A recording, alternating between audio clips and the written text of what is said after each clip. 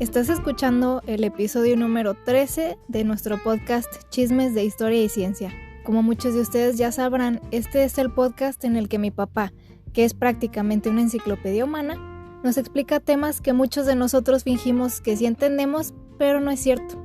Si son curiosos de mente y si son fans de historia y de la ciencia, este es el podcast para ustedes.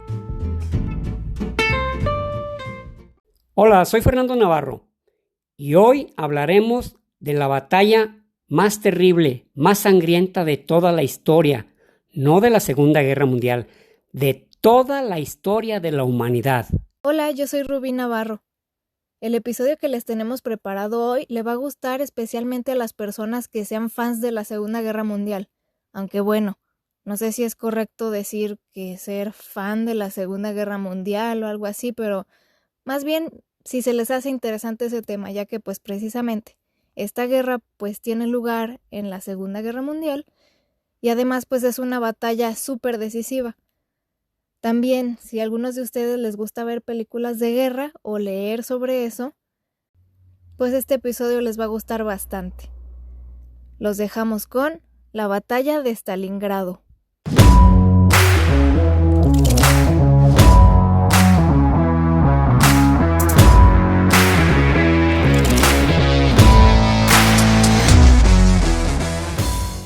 En todo hecho histórico, sobre todo cuando se desarrolla una guerra, sea entre países, entre pueblos o inclusive entre las guerras mundiales, siempre hay una batalla que es crucial.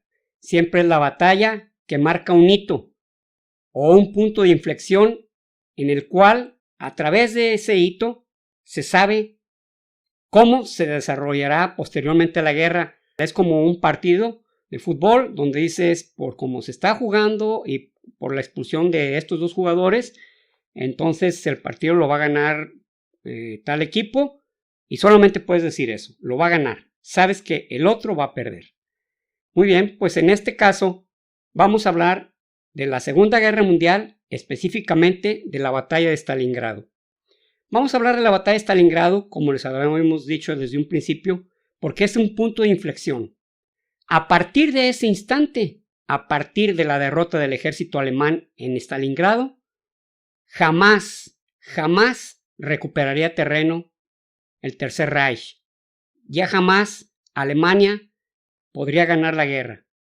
Desde ese momento se sabía que Alemania retrocedía y solamente optaba por defenderse. Sus ofensivas eran pírricas, no tenían algún resultado más que retrasar la derrota. Desde esa batalla fue cuando Hitler hizo su berrinche del 9999. 999. Sabía que valió madre, básicamente. Exactamente. Sí, de hecho, bueno, esta guerra estaba cantada, más bien la guerra, el ataque de Hitler a Oriente, digamos en el frente oriental. En 1939, como recordaremos, bueno, en la Segunda Guerra Mundial, como se fue desempeñando, a mediados de 1939, tanto Hitler como Stalin firman un convenio, firman un tratado de no agresión. Ok. Este tratado de no agresión fue el que dio pie a que Alemania invadiera comodísimamente Polonia, sin que su defensor natural, por llamarlo de una manera, que sería Rusia, no hiciera nada. No solamente no hizo nada, sino que participó en el reparto. Llegó por el otro lado y pues nos dividimos Polonia.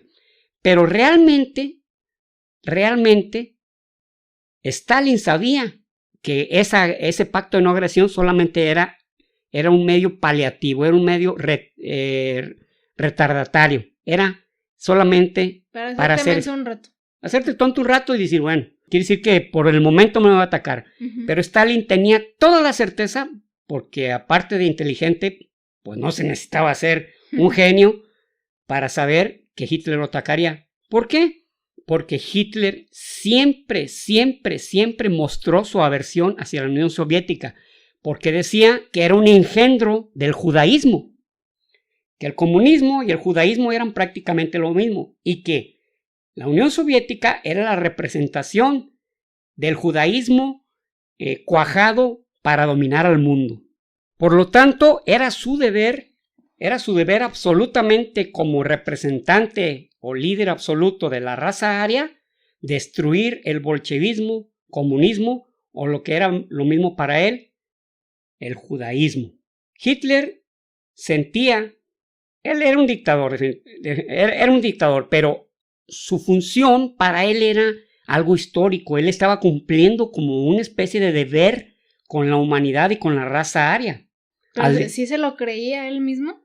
Sí, yo creo que sí, porque en todo lo que he leído acerca de él realmente estaba absolutamente convencido de que los judíos eran la perdición de la humanidad y de que los alemanes eran la raza aria la que debía dominar. O sea, él tenía esos dos puntos. Estos son los superenemigos, estos son los superhombres. Ajá. Entonces, realmente a él le quedaba clarísimo eso. O sea, vamos, le queda claro, es por utilizar un eufemismo, estaba recalcitrantemente convencido de que así era y por lo tanto era su deber actuar como el Reich que era.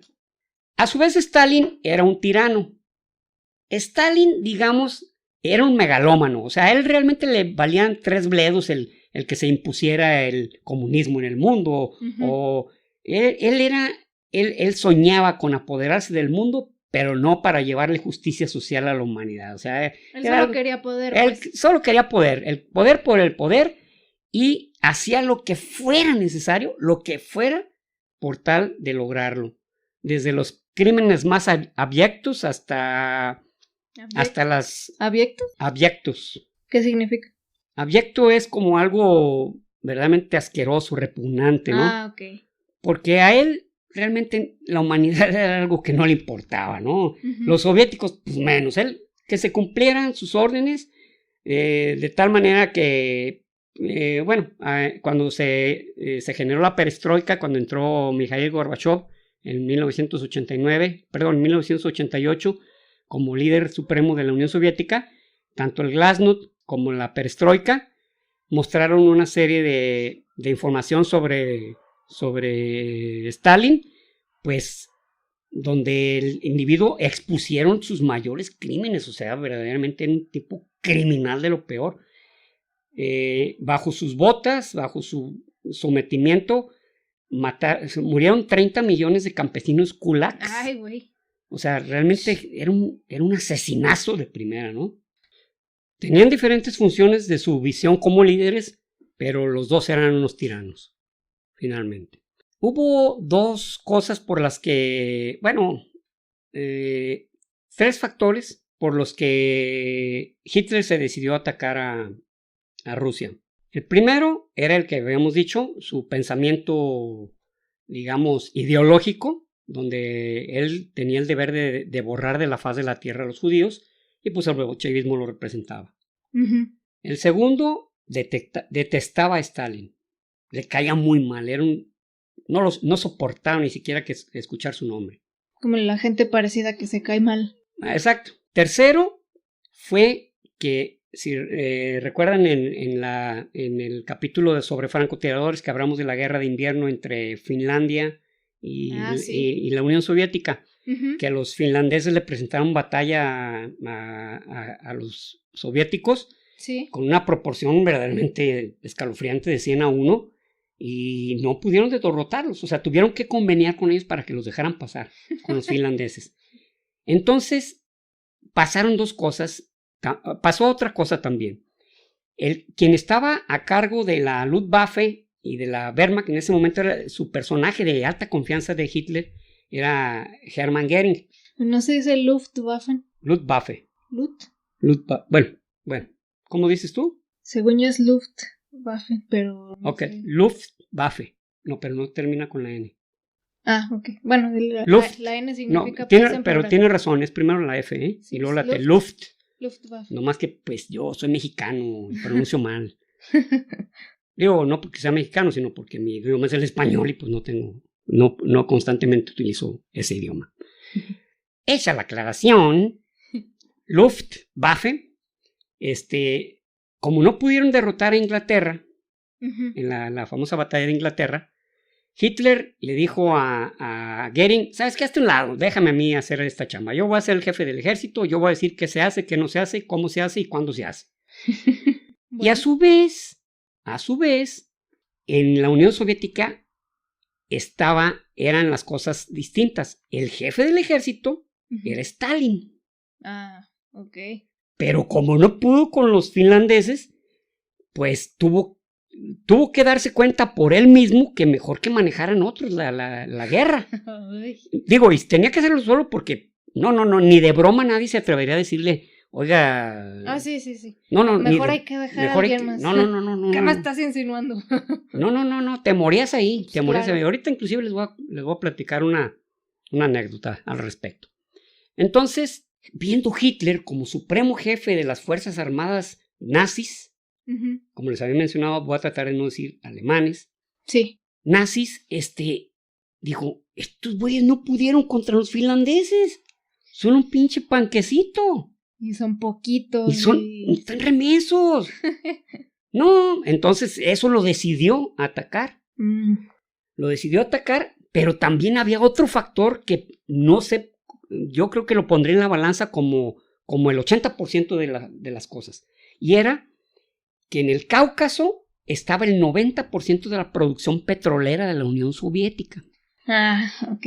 Entonces, Alemania se surtía de los campos rumanos, pero no eran suficientes para el avance que estaba generándose con la Blitzkrieg, la guerra relámpago alemana.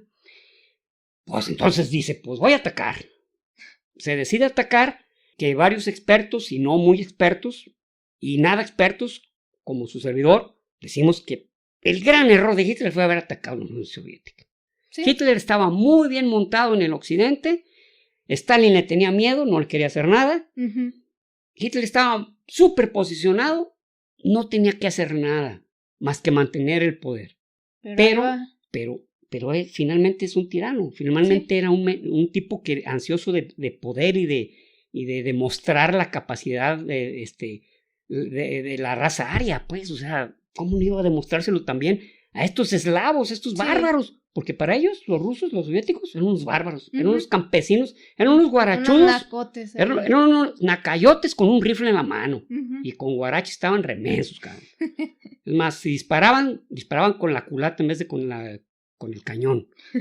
Entonces, se genera entonces la operación Barbarroja, se llamó, esta dedicada, a Federico I Barbarroja, quien fue, se puede decir que el apogeo del Sacro Imperio Germánico, Sacro Imperio Romano Germánico, estaba en su mayor poder con Federico I Barbarroja. Entonces, Hitler, llamándolo así, estaba como emulando a Federico Barbarroja y emulando sus conquistas y diciendo, voy a hacer lo mismo. Voy a traer la misma gloria. Voy a traer la misma, o sea, la gloria me pertenece, la gloria de Federico Barbarroja. Así le llamó, la Operación Barbarroja.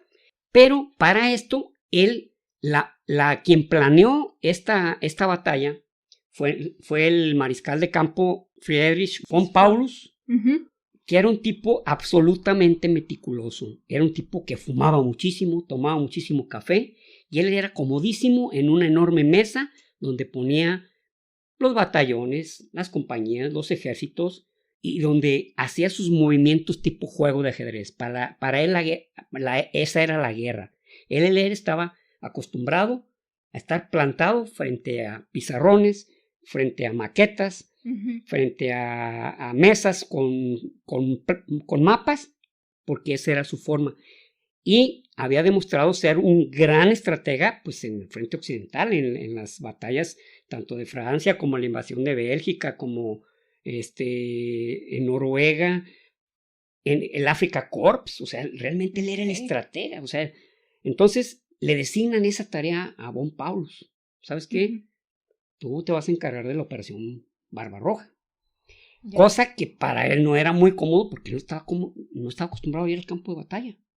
Sí, no, pues todo era, como dicen, hacía el trabajo de escritorio, ¿no? Él hacía el trabajo y lo hacía muy bien. Y era un gran estratega y era un tipo que pensaba hasta en los detalles más mínimos. O sea, todo el mundo se le cuadraba así, este tipo... Es un genio. Es un genio, cabrón. Y lo era. Se inicia la batalla el 22, perdón, se inicia la invasión de Europa del Este, o de la Unión Soviética, mejor dicho, el 22 de junio de 1942. Previamente, Stalin, como una especie de ataques preventivos, como para decirle a Hitler, mira, no me vayas a atacar, hizo unos ataques en Bakú, en el Cáucaso, Ajá. como una manera de decirle, estamos listos. Pero no, pues el ejército alemán, la Blitzkrieg, los despedazó prácticamente el ejército ruso. Entonces, cuando se inicia la verdadera invasión, los rusos estaban cagados literalmente. Decían, nos van a despedazar. Es más, era tal la velocidad del avance del ejército nazi, que avanzaban 80 kilómetros al día. Sí, es un chingo. 80 kilómetros al día en un frente sostenido. Caray, es difícil llevar ese paso. Sí, no manches. De Berlín a Moscú de Berlín a Stalingrado son 1600 kilómetros.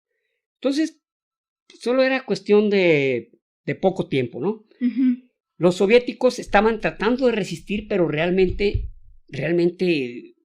no podían. Al llegar a un punto de inflexión había dos, lo que le llamaban el grupo A y el grupo B. El grupo A estaba al cargo de von Manstein y traía un grupo de artillería, de tanques motorizada, y lo mandan al norte. Le dicen, ¿sabes qué? Tú te vas a atacar Moscú y Leningrado. Que lo hizo bien, pero no los pudo someter. Cientos de miles de muertos, pero no los pudo hacer. Y el grupo B se dividió en el 6º ejército. Bueno, aquí hay que decir una historia. Iban ya rumbo al Cáucaso, al sur, cuando el ejército, el ataque se inició, nomás para que te des una idea, con 4 millones de nazis. 4 millones del ejército nazi. 4 millones, o sea. Ay, no. Haz de cuenta, voy por todo, cabrón. Voy por todo. Bueno, digo 4 millones de nazis, pero en realidad iban también austriacos, iban también rumanos, italianos. Pero eran nazis, pues. Finalmente iban con el ejército nazi, que inclusive también mucho tiempo les estuvieron tirando la culpa de que como era la parte débil del ejército alemán, por ahí los pudieron cercenar, etc. Pero no es cierto, o sea, los rumanos inclusive se batieron de manera valerosa, o sea, es injusto pues lo que se ha dicho de eso, pero finalmente ante la derrota, pues tienen que surgir muchísimos culpables, ¿no? ¿Te quieres dar una explicación? Una explicación. Todos tienen la culpa menos tú. Ajá, sí, exacto. Todos tienen la culpa menos tú. Se inicia y a Hitler, que era muy ocurrente, estaba a unos kilómetros de Stalingrado. Y dice, el 6º ejército divídase y von Paulus, quiero que ataques Stalingrado, la ocupes y la conviertas en cenizas, cabrón. Porque se llama Stalingrado, se llama igual. Stalin. Entonces, para él era algo icónico, cabrón. Le despedazo su ciudad a Stalin y ya divide el ejército y la otra mitad se va, menos en la mitad, que es el 14º regimiento acorazado de Panzer, se va hacia el sur, hacia las zonas de petroleras. Pues resulta que le dicen a Stalin, ¿sabes qué? Pues ahí vienen los alemanes, están haciendo matazón, no los podemos detener. Entonces da una orden, Stalin dice, nadie, no se muevan. Nadie, no hay de hecho hay una frase, ahorita en Volgogrado, que es como se llama ahorita Stalingrado, hay una estatua dedicada a la madre patria que dice, ni un paso atrás, que fue una orden dada por Stalin. Pero eso fue inicialmente, pero se ha encontrado que ya después de la perestroika y del glasnost, se han visto algunos archivos que no estaban abiertos al público y se verifica que de todos no seguían huyendo los soviéticos. O sea, decían, no. ¿Pero ya de ellos o porque Stalin de les ellos? decía? No. Es que fue al contrario. Stalin dio a entenderle al mundo que estaba haciendo una retirada estratégica. Que estaba reagrupándose. Se iba a reagrupar en Stalingrado. Pero no, o sea, no lograba que su ejército se quedara.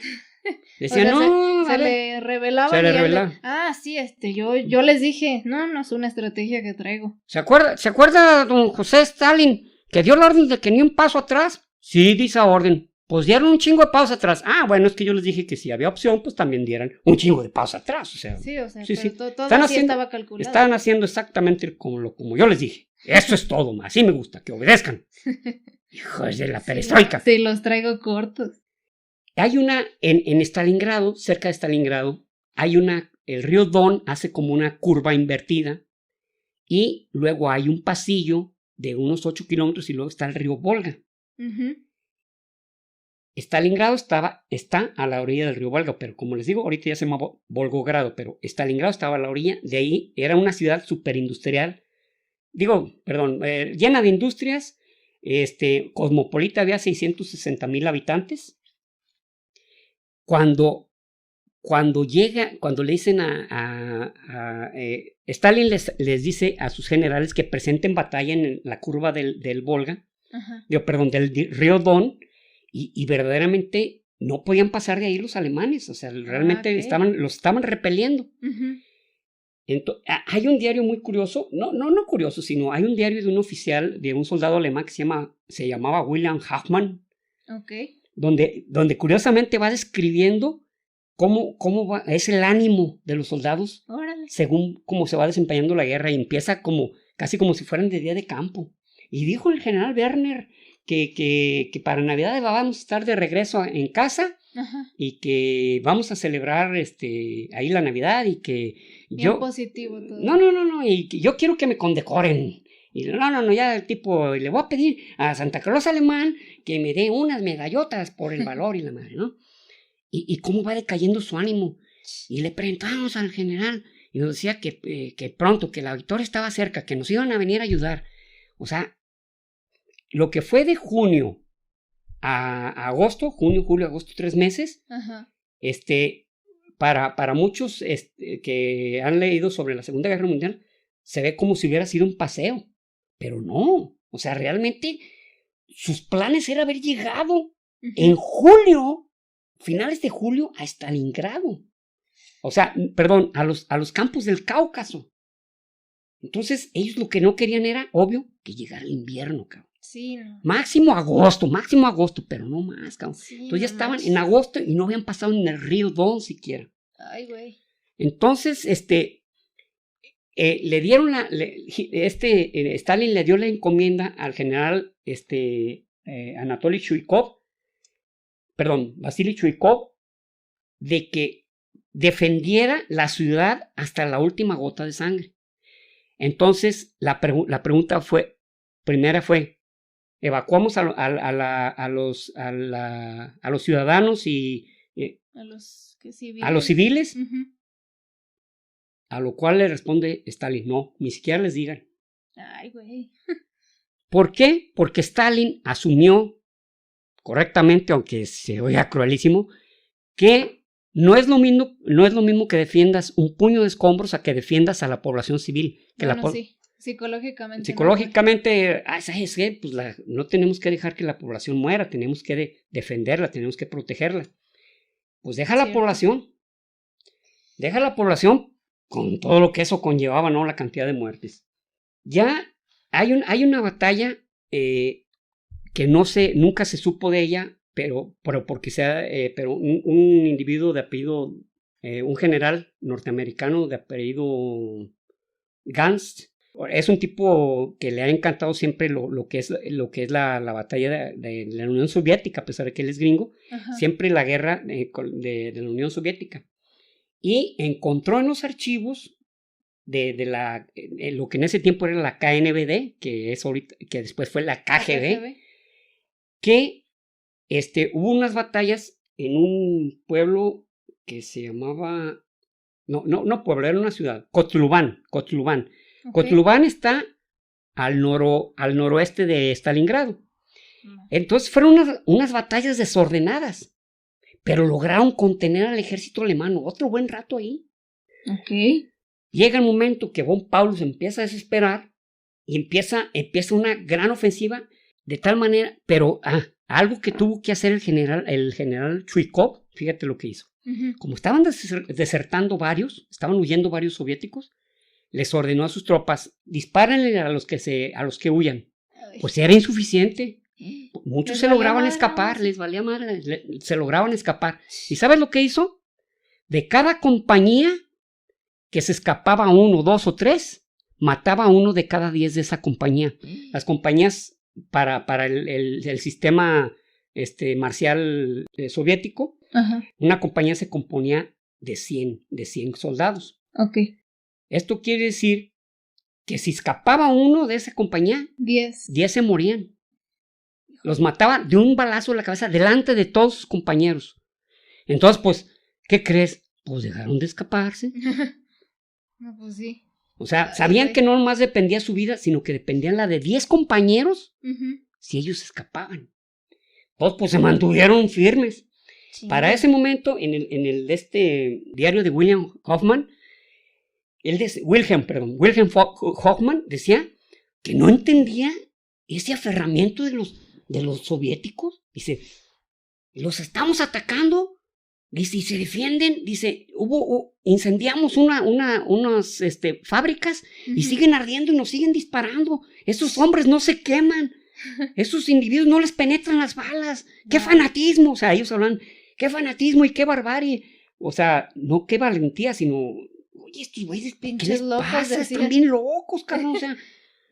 Y se empiezan a desesperar ya los soldados alemanes, ya les empiezan a llegar más racionada la comida y empieza para cuando ya llegan a las puertas de Stalingrado, que eso fue pues el 22 de agosto de 1942, empieza la invasión de Stalingrado. 400 bombarderos Messerschmitt empiezan a bombardear. Prácticamente dejaron convertida en una antorcha Stalingrado. En solo 2 días hubo 400,000 muertos. No manches. Ay, perdón. 40,000 muertos. 40,000 muertos, sí. Aún así, de todos modos. Es un montón. Es un montón, pero aparte, voy a decir esto que iba a decir al final, pero de los 660,000 civiles que había en Stalingrado, cuando terminó la batalla, había 1,500. Ay, no manches. Murieron más de 600,000 civiles. Qué horror. Entonces, cuando empieza el bombardeo con Stalingrado, Hitler ya anuncia la caída de Stalingrado. Celebra. ¿Cómo ven? Vamos a pistear porque pues ganamos, les pusimos una revolcada. Pero le llegan noticias de, ¿sabes qué? No podemos, cabrón. Apenas podemos entrar a la ciudad. Y entonces Hitler hace que el 14º regimiento Panzer se regrese a Stalingrado. Pero ¿qué crees? Como la ciudad estaba convertida en escombros, pues no podían circular los tanques. Entonces ya no pudo lograr, ahí no se pudo completar la Blitzkrieg, que la Blitzkrieg era machacas con la aviación, demueles con los tanques, y entonces en formación de pinza llegaba la infantería e envolvía a los ejércitos. Acá no, acá era bombardeas, llegas como puedas y terminas como Dios te va a entender. Y entonces Chuikov, el general Chuikov, Vasily Chuikov, dijo, ¿sabes qué?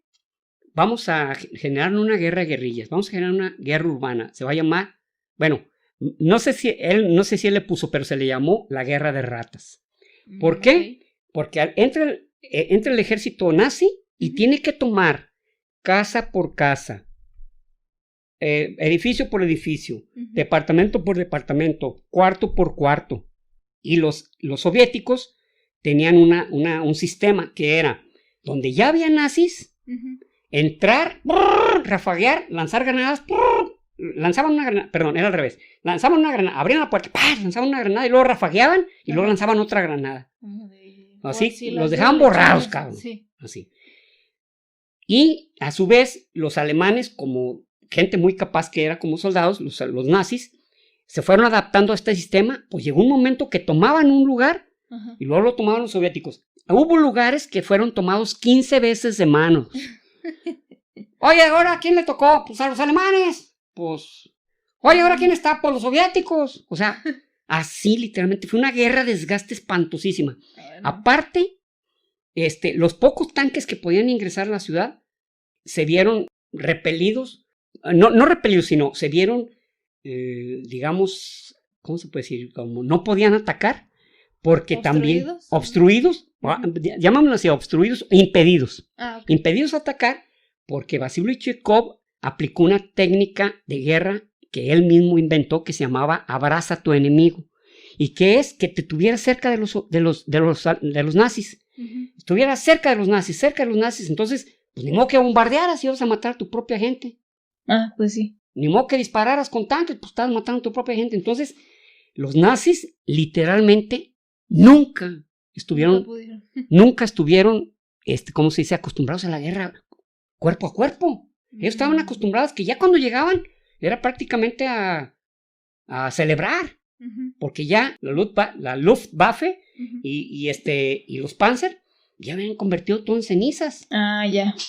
Ya nomás les quedaba como el restito. El restito, agarra prisioneros de guerra y que, por cierto, en las primeras batallas llegó un momento que tenían 400,000 prisioneros de guerra. No manches. Entonces, si escapaban, se hacían de la vista gorda porque decían, pues, ¿cómo les damos de comer a estos güeyes? O sea, sí, no, pues no suena ni redituable. No.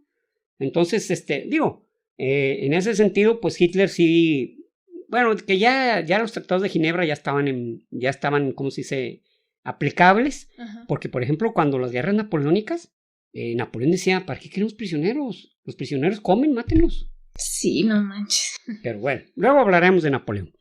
Se hizo una guerra encarnizadísima, muertes, es más, el promedio de un soldado de vida, de un soldado de infantería, era de un día. No manches. Era de un día. Gente desechable de tiro. Desechable de tiro, ¿no? Para eso, también ya los soviéticos ya se estaban preparando en el lado más a oriente, más hacia Siberia, donde un general de nombre Georgy Zhukov venía con un ejército de 1 millón de hombres y nuevos tanques, unos tanques. Bueno, los tanques que tenían los soviéticos eran los T-26, que no eran rival para los Panzer. Los Panzer alemanes eran unas bestias. No sé si viste la película esta donde sale Brad Pitt, que se llama la película de Fury. Fury, bueno, así se llamaba el tanque. Eran tanques Sherman gringos. Sí, ya. Los tanques Sherman gringos, o sea, les hacían cosquillas a los Panzer, les disparaban. Sí. Panzer con un disparo, despedazaba un Sherman. Después de haber recibido 10 disparos del Sherman, nomás sacudió el polvo. Pero los soviéticos crearon uno que se llamaba los T-26 no eran rival para los Panzer. Pero ya cuando venía el general Zhukov, ya venía con tanques T-32 que ya traían el cañón principal, tenía balas de 75 milímetros. Y para poderlo atravesar el blindaje, tenían que dispararle con balas de 7.5 milímetros, o sea, como las que les disparaban a los aviones, cabrón. Porque si no, no los penetraban. Así. ¿Y sabes cuántos tanques de estos creó la Unión Soviética? 84,000 tanques. No seas mamalón. 84,000 tanques. Fue de los tanques que más hubo en la Segunda Guerra Mundial. Sí, pues sí, son un chingo. 84,000, imagínate, es una población de una ciudad tipo medio. Sí. No manches. Se estaba desarrollando la batalla y como era una guerra totalmente urbana, estaba todas las condiciones dadas para las batallas con francotiradores. De ahí que por Vasily Zaitsev, uno de los generales que estaba a cargo también no era general, era como un ministro de guerra, era Nikita Khrushchev. Nikita Khrushchev fue quien fue el secretario general del Partido Comunista Soviético cuando murió Stalin. O sea, allá no eran primeros ministros, era secretario general del Partido Comunista. Era el mero líder. Entonces, Nikita Khrushchev estaba en el frente y pues le dijeron, ¿sabes qué? Dile por favor al camarada Stalin que no podemos sostener este ritmo, que necesitamos irnos, porque nos van a matar a todos. Y Nikita Khrushchev le habla a Stalin y le dice, oye, le dio el recado. Y Stalin le dijo, ¿sabes qué? Tú no te metas en cosas de guerra, cabrón. Así de fácil. Uy, excuse me. Oye, ¿qué te dijo el camarada Stalin? Que te vas a morir, como el chiste.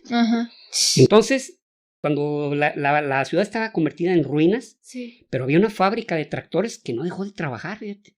Y luego había unas zonas unas zonas donde se embarcaban, eran como, bueno, no eran como, sino literalmente unos muelles por donde llegaban los suministros soviéticos. Pero ya a los alemanes les quedaba lejísimos para que les llegaran suministros. Ok. Entonces, ¿qué es lo que hace también Hitler cuando está viendo que esto ¿qué ya estaba? No, sabes que todavía no podemos tomar la ciudad.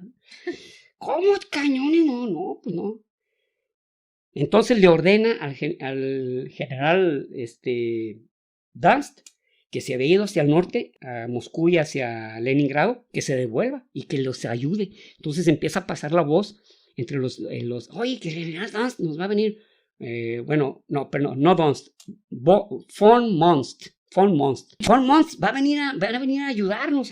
Pues todos muy felices. Estaban esperando escuchar la llegada, pero lo que llegaba, los soviéticos tenían unos cohetes, unos carros con cohetes que se llamaban los misiles Katyuska, que disparaban, tenían 8 cada camioneta, y tenían un silbido. Llegó un momento que, por ejemplo, en el diario de este Hoffman, que decía que ojalá los soviéticos se compadecieran un día de dejar de disparar los misiles Katyuska, que qué necesidad de estarles disparando, porque era eran los 8 seguidos, y lanzaban un silbido que ya los tenía aterrorizados, les tenía los nervios destrozados a los alemanes.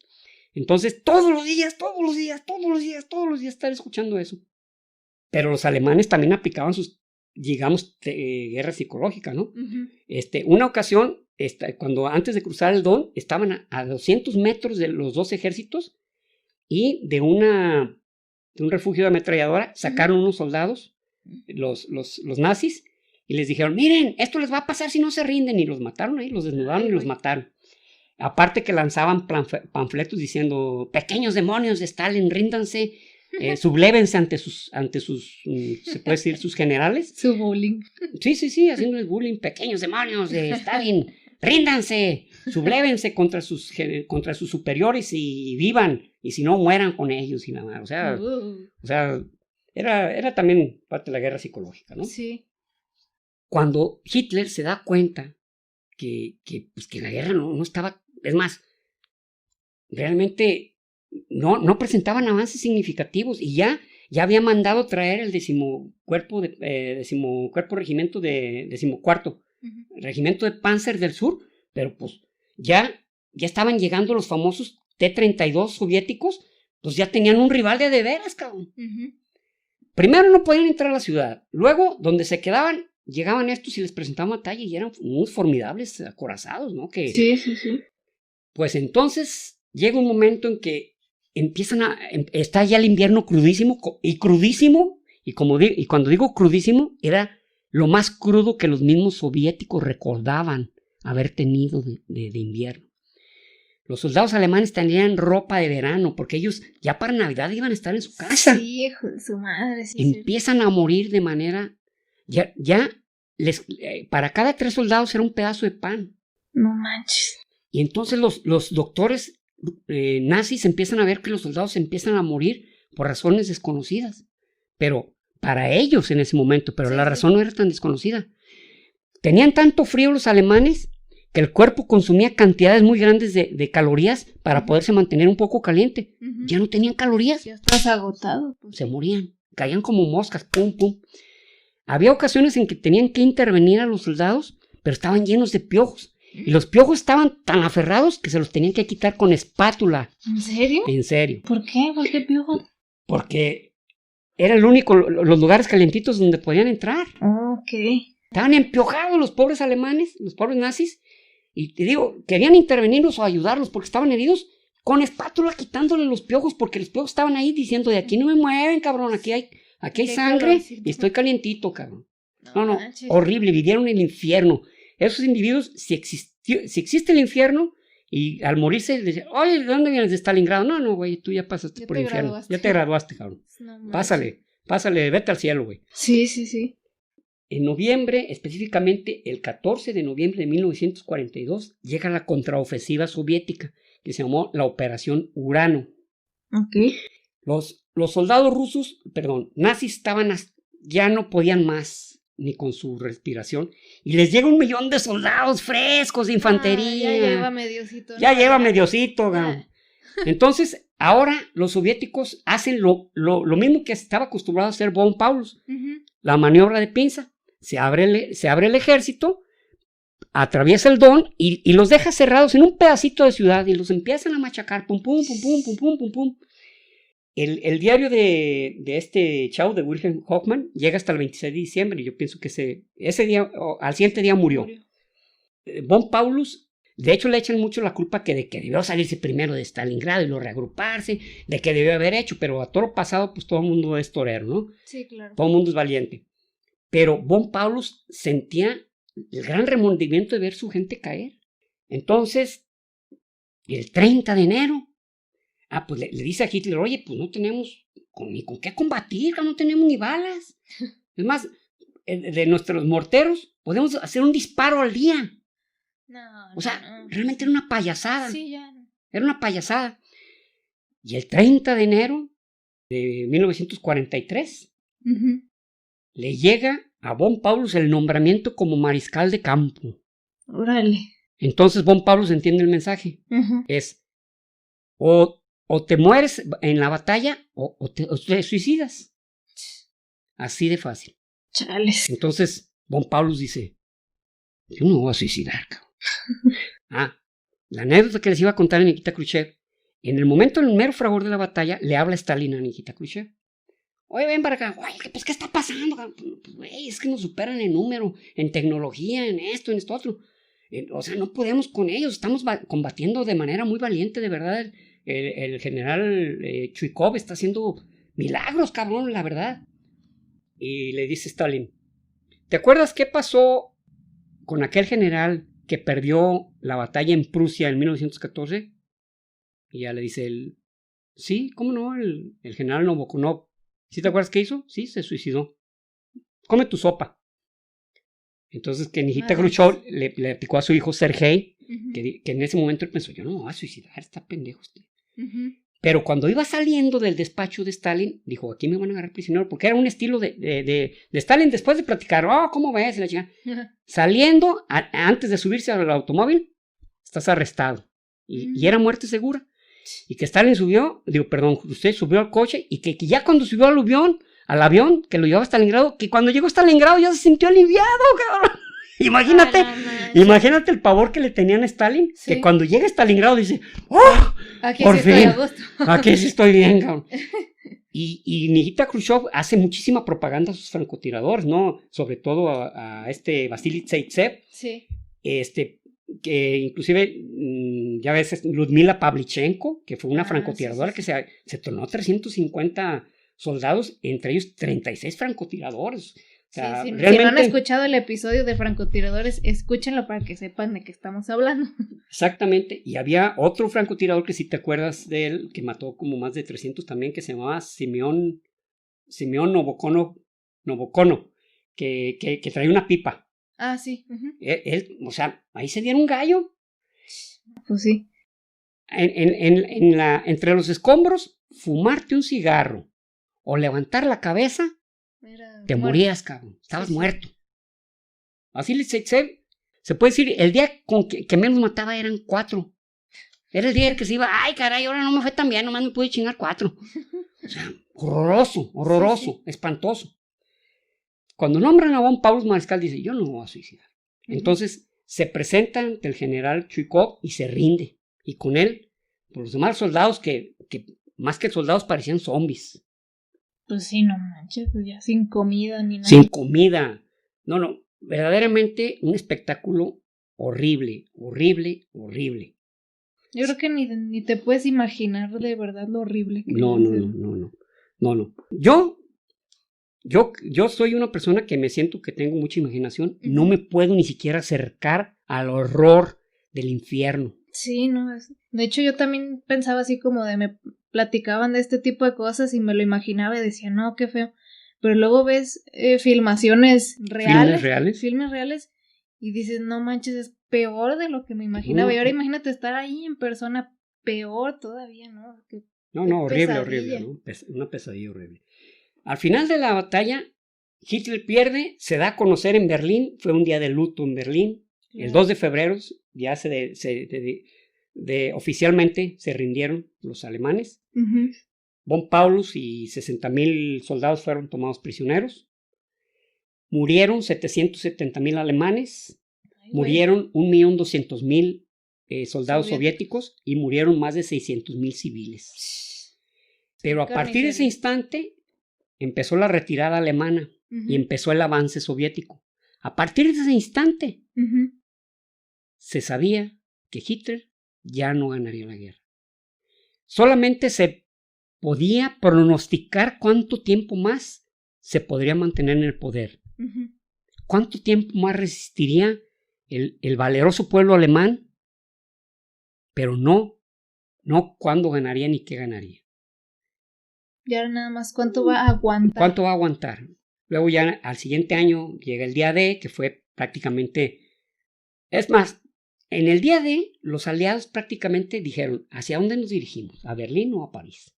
Pero luego platicaremos de la batalla del día D para saber cómo fue que tomaron la decisión de hacia dónde ir primero. Ok. Y como parte final, voy a regresar al principio. En toda guerra hay hitos, hay batallas que deciden el final.